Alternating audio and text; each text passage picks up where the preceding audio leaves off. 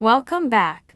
Today, we are taking an in-depth look at 3 essential articles of the Joint Contract Administration Manual, or JCAM, Articles 4, 5, and 6. These articles form the backbone of letter carrier protection when it comes to technology, workplace changes, and job security. Let's break down each one step by step. Part 1, Article 4, Technological and Mechanization Changes. We begin with Article 4, which governs how the Postal Service handles technological and operational advances. At its core, Article 4 establishes that management cannot silently overhaul your work environment with new machinery, software, or equipment.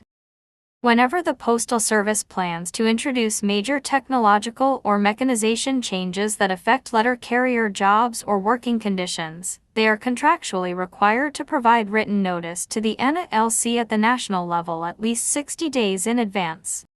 Following this notification, a National Joint Labor Management Committee meets to discuss the impact of the proposed changes. This includes reviewing safety standards, operational adjustments, necessary training, and any potential displacement of employees.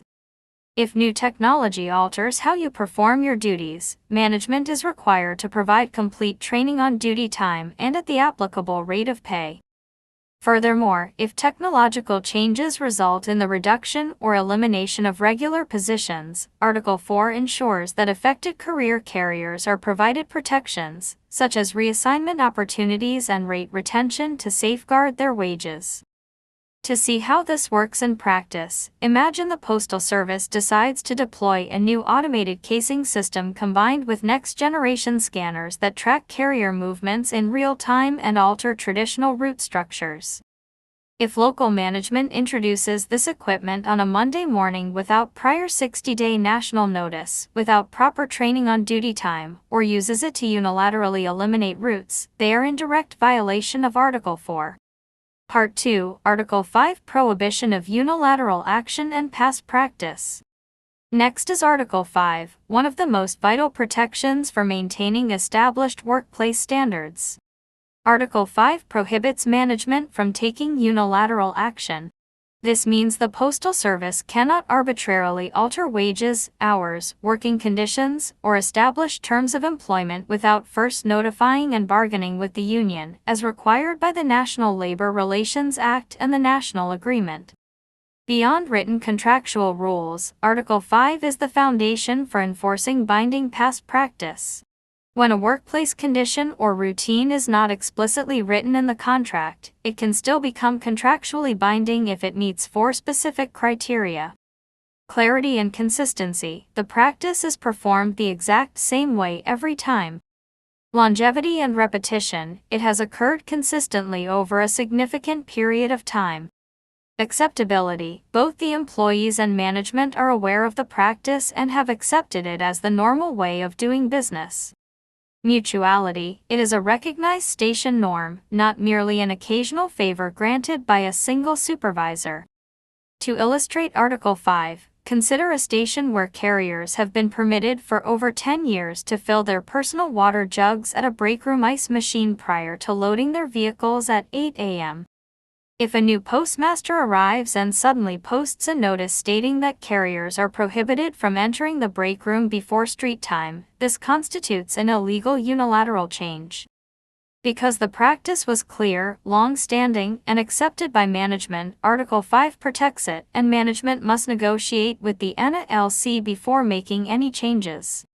Part 3, Article 6, No layoffs and reduction in force. Finally, we look at Article 6, which provides strong job security protections for career letter carriers. Article 6 guarantees that full-time regular letter carriers who achieve 6 continuous years of service in the regular workforce, equivalent to 208 pay periods, earn lifetime protection against layoffs and reductions in force. Once this milestone is reached, management cannot lay off or involuntarily separate the carrier due to drops in mail volume or operational shifts. For employees with less than 6 years of regular service, management is still strictly limited. Before any layoff of non-protected regular carriers can even be considered, management must exhaust an extensive series of contractual prerequisites.